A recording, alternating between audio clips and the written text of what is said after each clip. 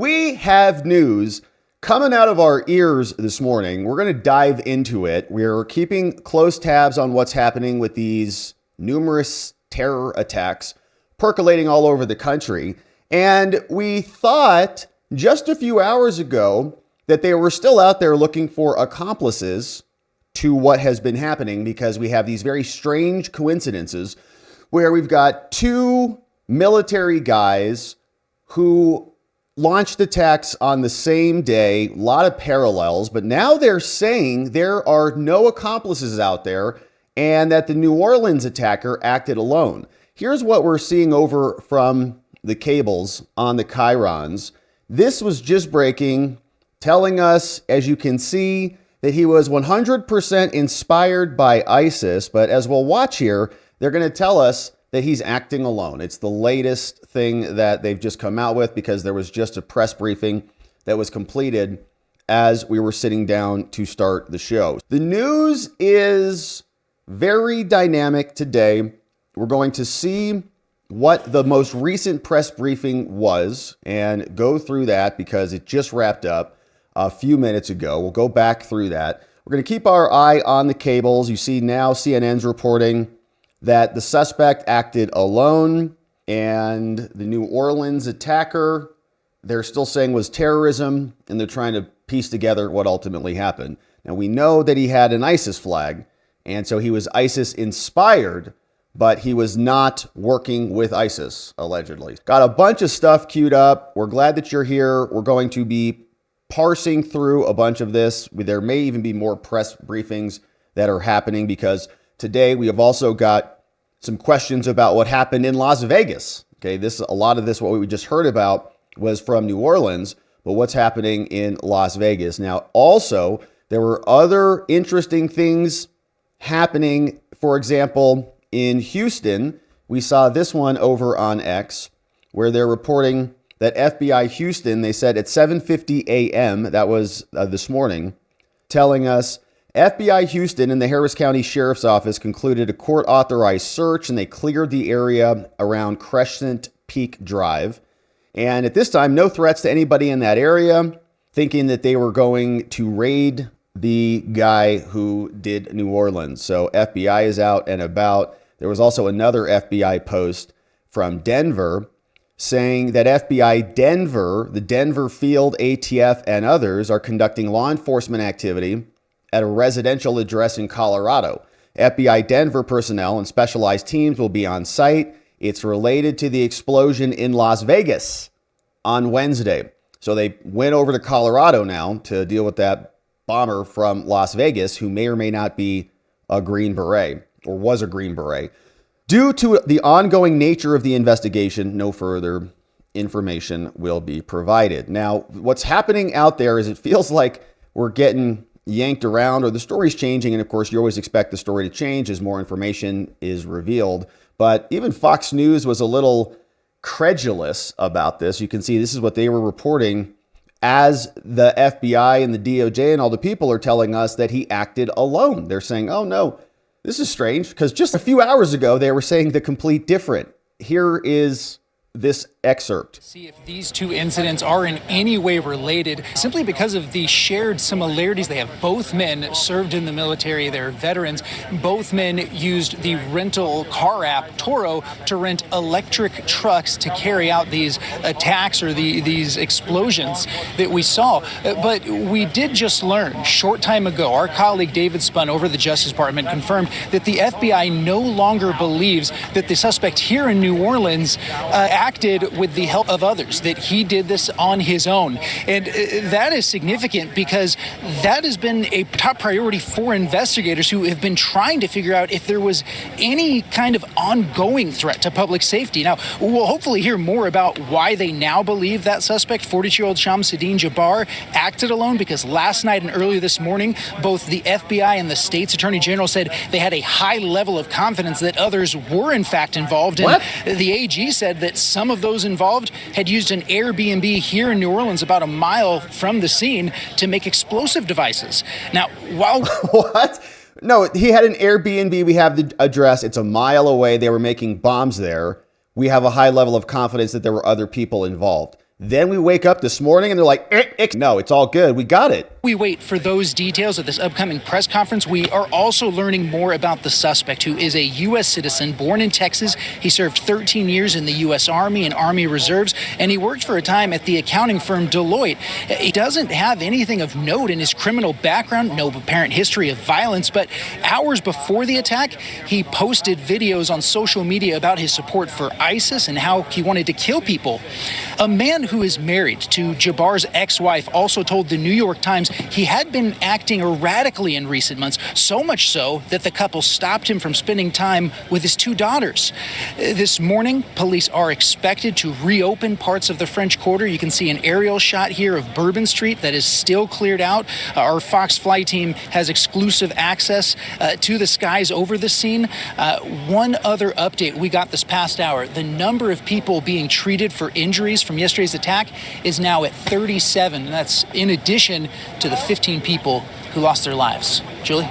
And I think that number might be back down to 14 now. So the news is very dynamic. I had a bunch of stuff queued up from yesterday's press briefings, but then we just got this press briefing. And so this just happened. Let's parse through this together and see what they have for us as this wrapped up minutes ago.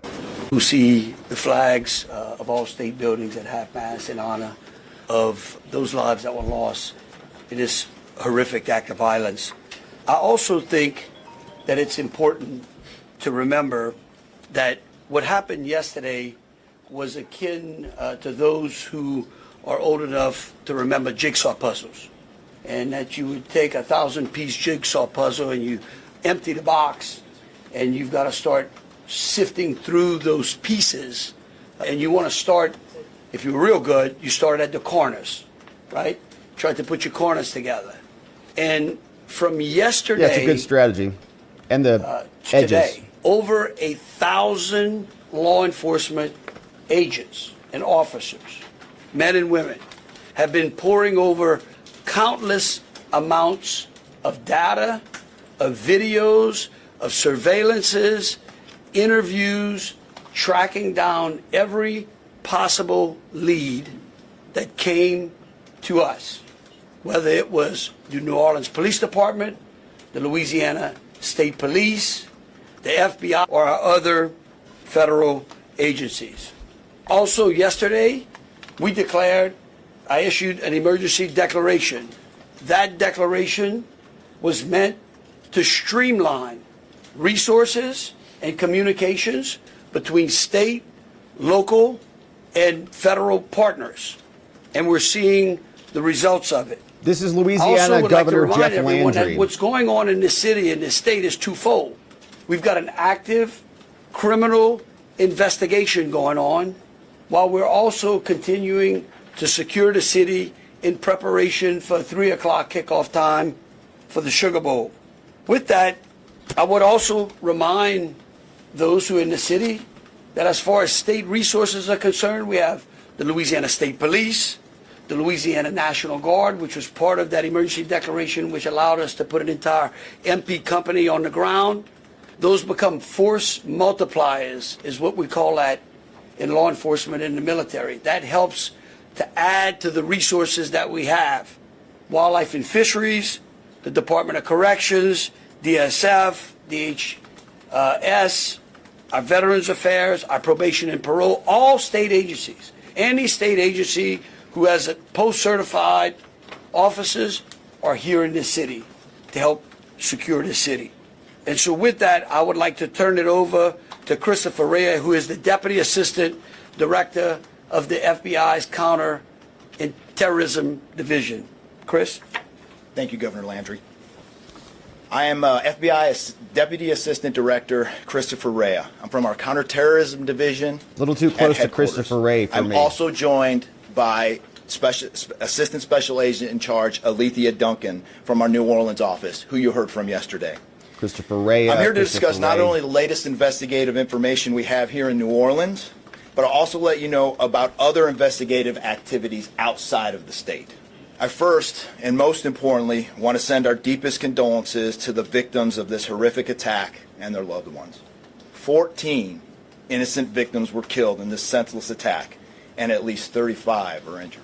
We cannot ease the grief people in this community and across the nation are feeling at this time. But rest assured, we stand with you and in support of you. All the resources, and I'm going to go into that a little bit later, all the resources of the FBI are being focused on tracking down every piece of evidence, every lead, every interview, every potential lead we've got.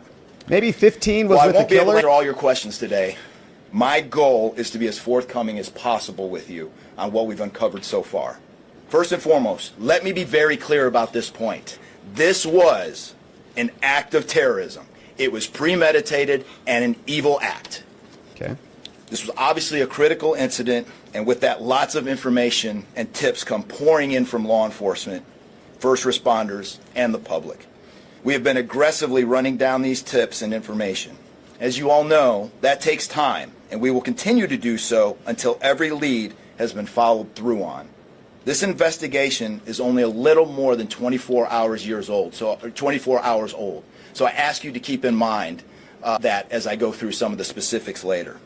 But at this point, currently, and this is another fact I want to be clear on, we do not assess at this point that anyone else involved in this attack except for Shamsuddin Jabbar, the Lone subject you've already been actor? briefed on. Just like Matthew Crooks.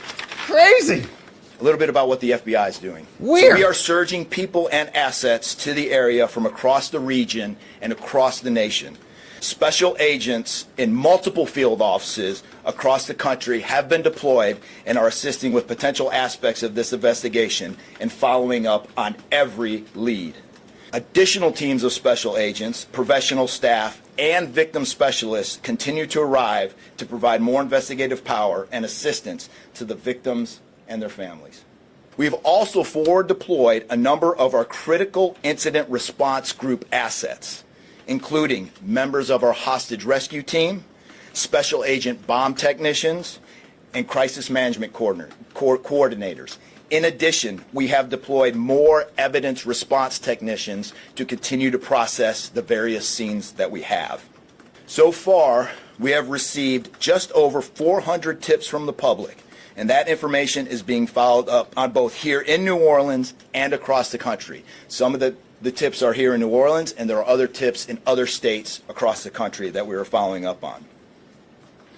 The FBI team and our law enforcement partners here are also reviewing hundreds of hours of surveillance and other video from both the French Quarter and other locations. As for a timeline, at this point, investigators believe Jabbar picked up the rented F-150 in Houston, Texas on December 30th. He then drove from Houston to New Orleans on the evening of the 31st, and he posted several videos to an online platform proclaiming his support for ISIS.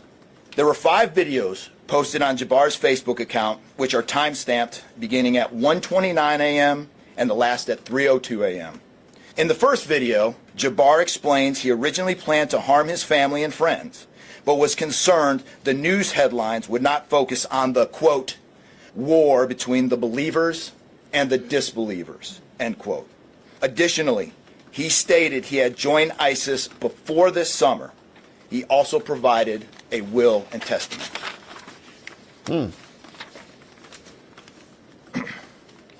FBI and ATF, we have a couple different scenes at the location. We have released the scene at Bourbon Street. That scene has been released. We also have a scene off of Mandeville Address where we're currently searching that scene right now. FBI and ATF agents have secured that house, and that location is being searched for potential evidence. On New Year's morning, Jabbar opened fire after ramming through a blocked-off area of Bourbon Street, used his truck as a weapon to run over the victims. Teams of specially trained victim specialists, again, as I said, are on the ground here in New Orleans, assisting survivors of the attack and loved ones of the deceased. We do not believe the public is in any danger around any of these locations. 3 phones linked to Jabbar have been recovered, and digital media exploitation is a priority to see what is on the devices and determine if there are any other potential leads. Additionally, we have recovered 2 laptops co-conspirators. and are currently reviewing them for any potential leads. Those laptops were recovered at the Mandeville address.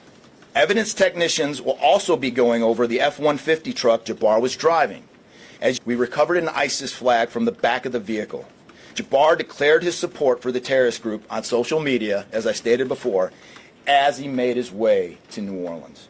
FBI bomb technicians also recovered 2 IEDs in coolers, one from the cross-section of Bourbon and Orleans Street, and the second at an intersection approximately 2 blocks away.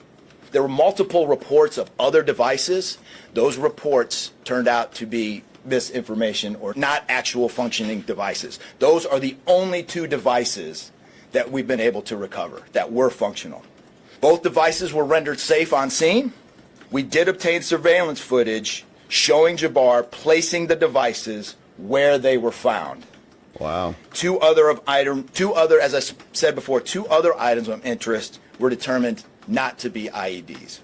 A little bit about Jabbar. Jabbar himself was born in the United States and is a U.S. military veteran. We are looking in everything in his life. While we have interviewed many people who know Jabbar, we still need to talk to others. Whether Jabbar personally worked with him, served in the military, or saw him in New Orleans or Texas, we need to talk to you.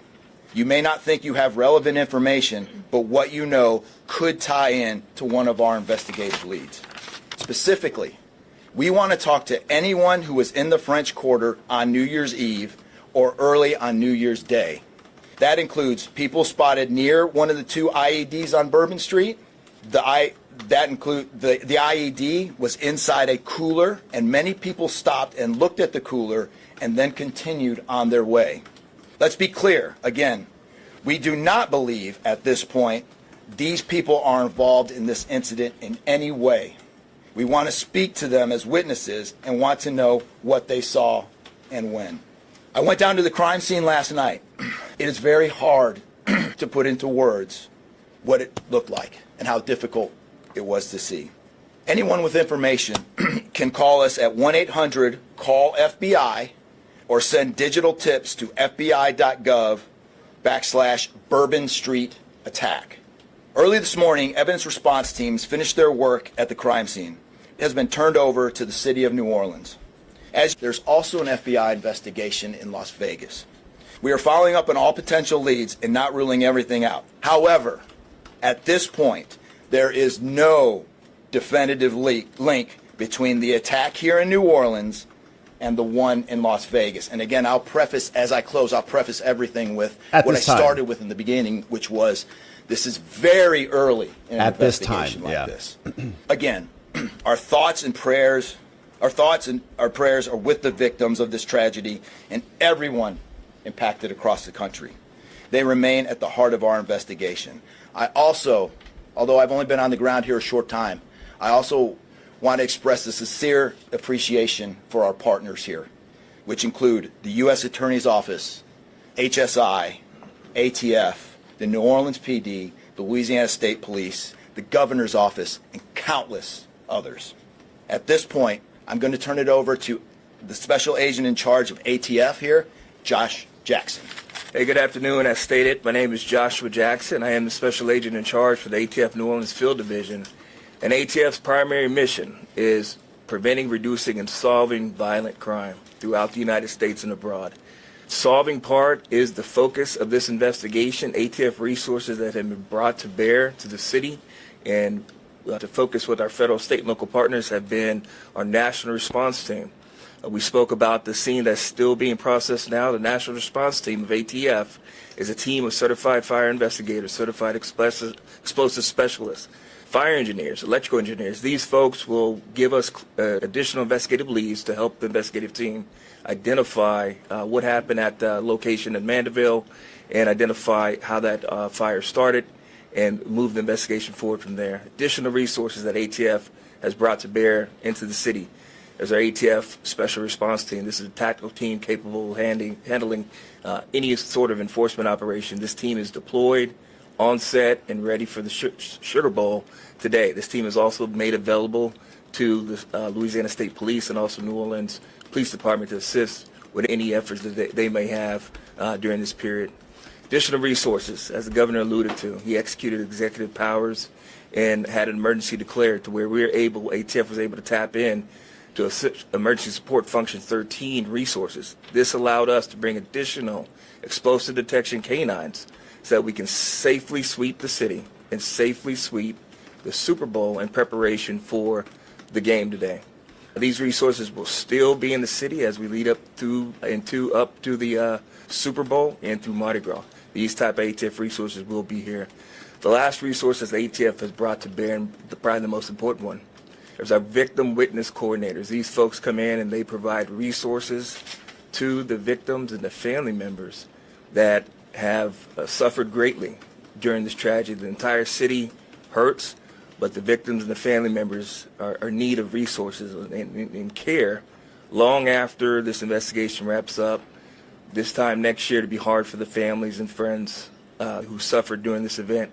So our victim witness coordinators are working with the FBI, the City of New Orleans coordinator to provide resources to these folks out here. And as we move forward, ATF will be committed.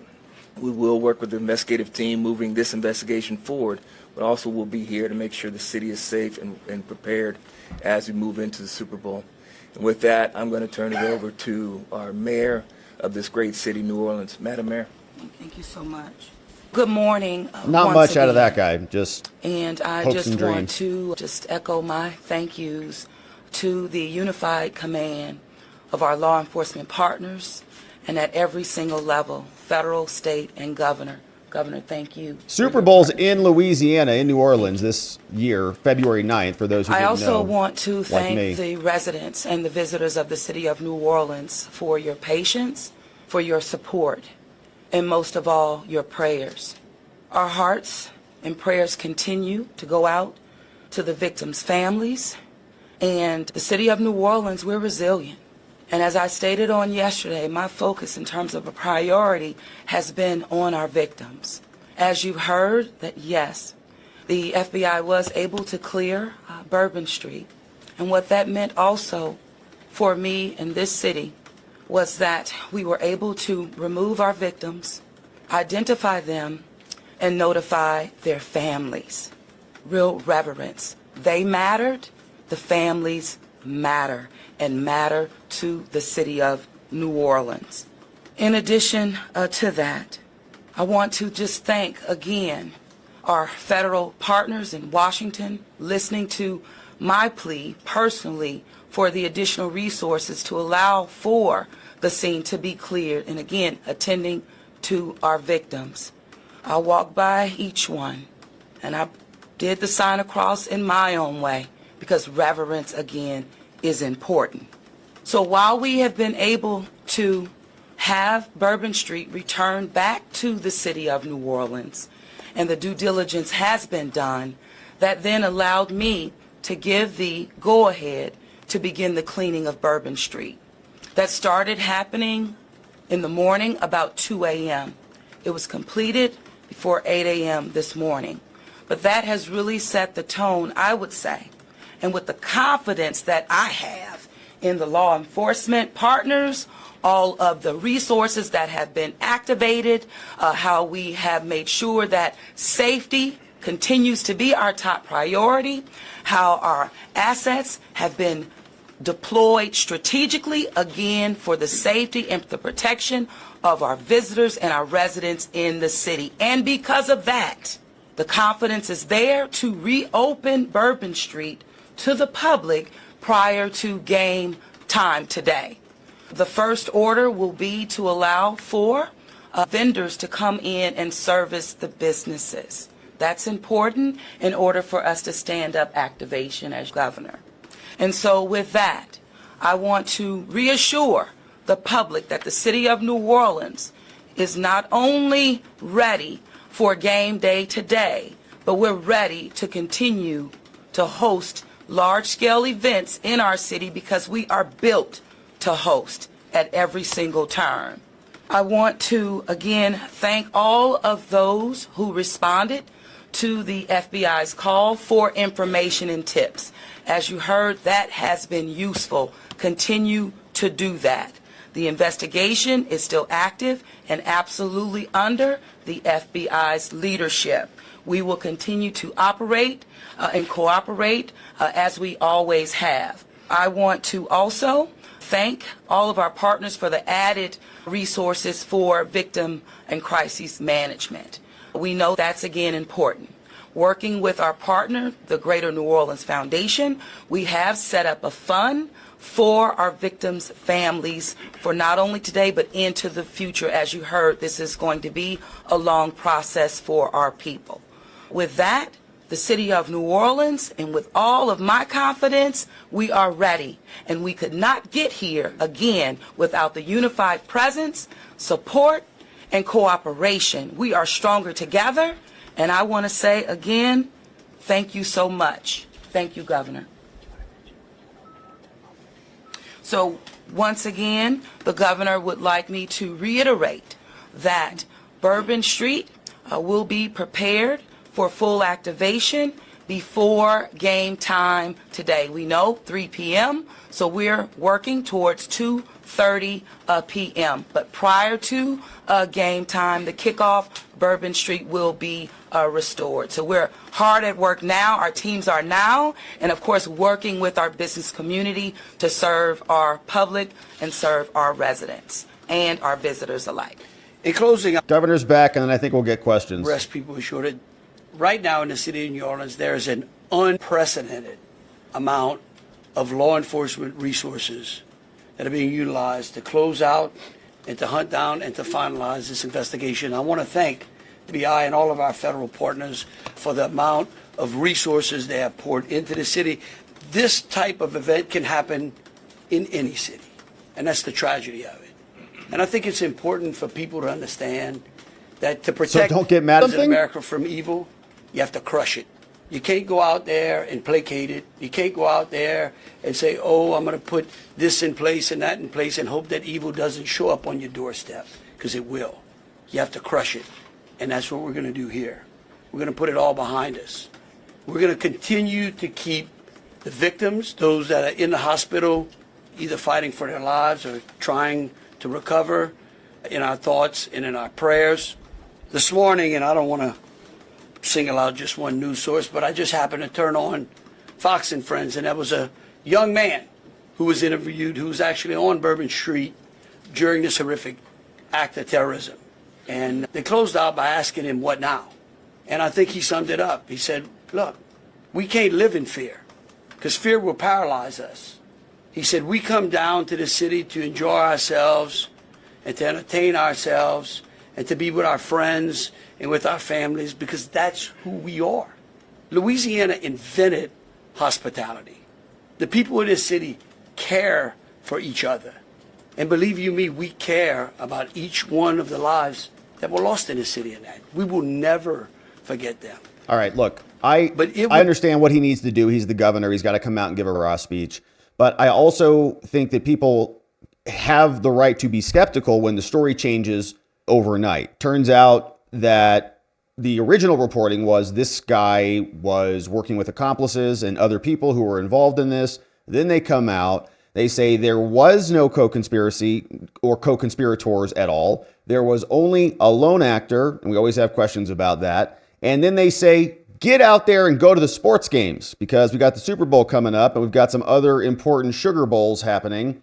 And you've got Governor Jeff Landry, right, who comes out with posts like this and says, I ate dinner tonight, New Orleans, proud to be a part of this incredibly resilient city. See everyone at the game tomorrow, right? It's like football. He's out there with his friends.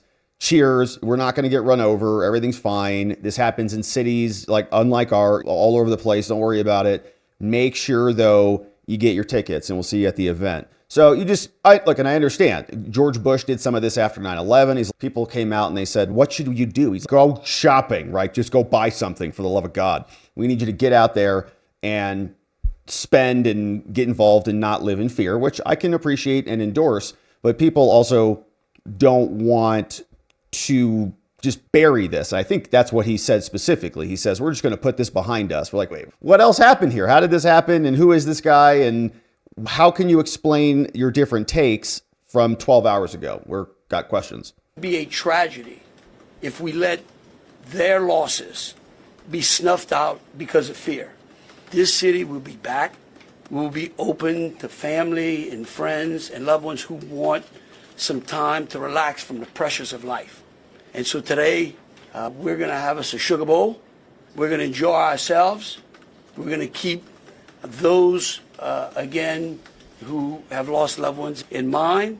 And we're going to get on to the business of this city and this great country. With that, I'll take any questions. Governor, this is for you and the assistant director.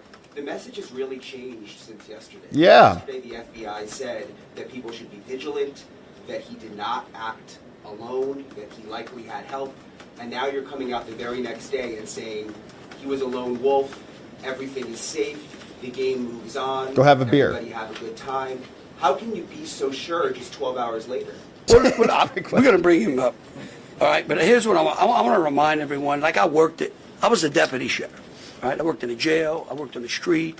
I worked on the interstate. Okay. I served warrants. I can tell you. Look, in today's world, I get it. Information, we get information like that. Everybody lives in a 15-second TikTok video.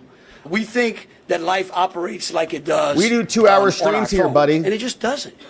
Information changes. In fact, that's why we ask the media for patience. We get information, like I said, no one dumps 1,000-piece jigsaw puzzle and puts it together in 5 seconds, okay?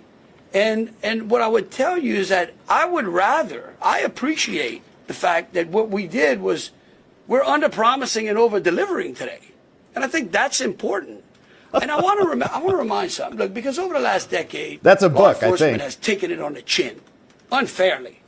And there are great men and women serving in the FBI, in ATF, in Louisiana State Police, in New Orleans PD. Our sheriffs have been unbelievable in this. And I tell you, they want to protect you all. Okay. And we have to trust them. And sometimes the information we put out, we end up finding out that it may be incorrect. But guess what? What we're doing here is something that I think is important. It's called transparency. Okay, so the info was wrong? Look, something may change again. Here's what I do know, though. After the game, you'll find Right out now, it was a this is one of the conspiracy? safest places on earth. That doesn't mean that nothing can't happen. We just want an Thank you, explanation, Governor. man. And to echo exactly, I think the governor put it eloquently, as Khabib said. But In I a have lot to of these fill in the gaps. instances, I also had the opportunity to deploy to Boss Bomb, and I will tell you this is almost carbon copy to Boss Bomb as far as the inaccurate reporting that comes up. And what the governor said is we want to be transparent with the public. Years of the FBI not being transparent, we're being as transparent as we possibly can. And unfortunately, as we're being transparent, unfortunately for that, there is some information that we have to go back and recorrect. And in this particular incident, you heard the resources that we've brought, that the other state and locals have brought. We've had 24 hours now to go through media, to go through So they were phones, just wrong. to interview people, They were just wrong, I guess. analyze those videos, analyze Oops. other databases. And after all of that, there's been hundreds and hundreds of leads done just in 24 hours.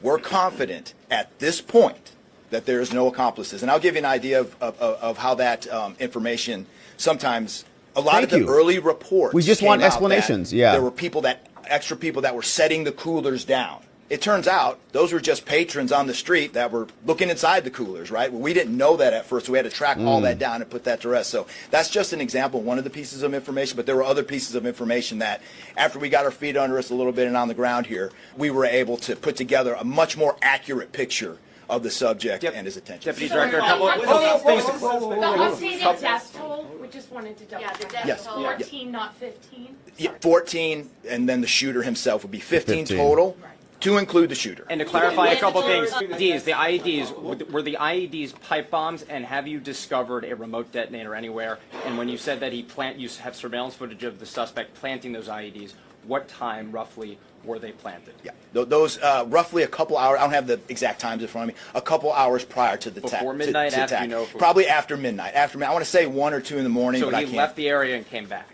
Correct. That's our assumption now. We still have a lot to work through. We're getting more surveillance video and everything else, but that's the assumption. So Were he there was there a sweeps couple being done- hours were there and then sweeps drove being done around. on Bourbon Street? Would there have been canines out on New Year's Eve?